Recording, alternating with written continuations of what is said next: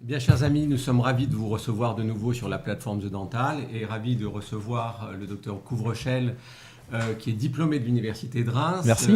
qui a une pratique quasiment exclusive en endodontie aujourd'hui. Il fait partie de l'équipe de Gilles Tirlet à Paris 5 et il a été à l'origine assistant en prothèse. Donc, ce qui fait que ce soir, il y a une polyvalence dans son sujet, qui est un sujet qui nous intéresse tous parce que ça fait partie des phases cliniques compliquées, difficiles, qui nous donnent beaucoup de difficultés quelquefois.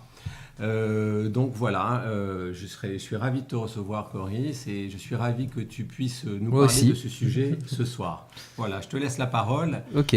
Alors, c'est mon premier webinaire, en tout cas webmaster sur The Dental. Déjà, je voulais remercier The Dental. Et au moins, je me dis, ce soir, je ne recevrai pas de tomates comme dans toutes les autres conférences. Le sujet, c'est comment déposer les restaurations coronaires et coronaradiculaires en toute sérénité. Et c'est vrai qu'il y a certaines personnes qui ont vu le sujet sur Internet et m'ont dit tout de suite en toute sérénité, c'est n'importe quoi, c'est pas possible. Ça les a fait un petit peu rigoler. Alors, c'est vrai qu'en général, quand on dépose des restaurations coronaires, c'est des restaurations, des fois, où on a eu des échecs. Donc, c'est vrai que déjà, c'est difficile d'être serein quand c'est déjà un de nos propres échecs. Mais des fois, on dépose des échecs des autres.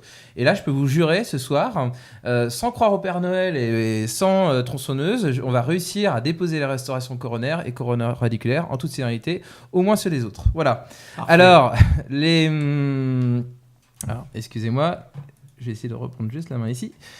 Alors, moi j'aime bien faire une analogie en fait entre la dentisterie et le bâtiment, et souvent les patients ils nous demandent la couronne que vous venez de mettre ou le traitement de racine que vous venez de mettre, c'est pour toute la vie. Voilà, et donc moi souvent je leur dis, parce que j'ai un père qui est couvreur, alors je leur dis, et la toiture, c'est pour toute la vie? Non, en général quand on fait une toiture, on les refait peut-être tous les 20 ans, tous les 30 ans, et donc c'est vrai qu'à Paris, il n'y a pas trop ces problèmes de toiture, mais je leur parle à Paris, et votre voiture, est-ce que quand vous l'achetez, c'est pour toute la vie? Et non, fatalement, tout ce qu'on construit, ce que tout être humain construit, fatalement, des fois, il faut le refaire. Et donc, j'aime bien les analogies avec le bâtiment, et c'est pour ça que, justement, je voulais vous parler de ces constructions. L'être humain, je pense, a quand même plus l'habitude, depuis la nuit des temps, à construire un abri que des dents. Et vous avez tous vu qu'en fait, Paris est toujours en rénovation, il y a toujours des bâtiments à refaire, et c'est la perpétuelle rénovation.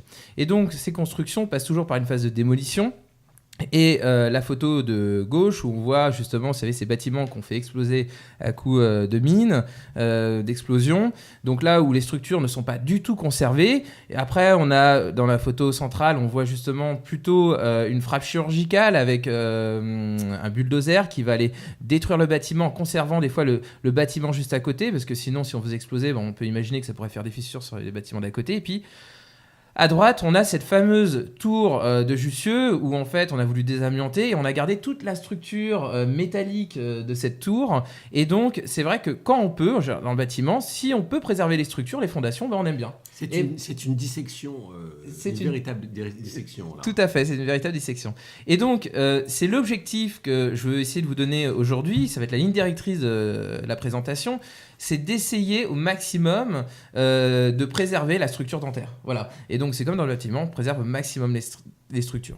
Et donc, ça, c'est des modes destructrices de démolition, mais en préservant la structure.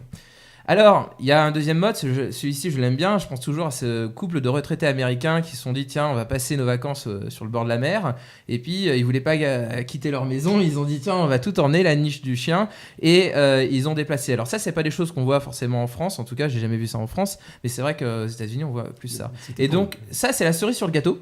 Oui, c'était pour des longues vacances. Ouais, c'était pour des longues vacances. Voilà. C'est pour la retraite, je pense. Ouais, je pense. Ouais. Et donc, ça sera la cerise sur le gâteau. Des fois, on pourra préserver la structure dentaire et démonter les structures prothétiques et donc pouvoir les conserver, les réutiliser. Donc ça, c'est vraiment la cerise sur le gâteau. Et c'est vrai que donc, moi, les objectifs que je me suis fixés là pour les 3 quarts d'heure qu'on va passer ensemble, c'est, je vous assure, c'est démonter tout en préservant la structure dentaire.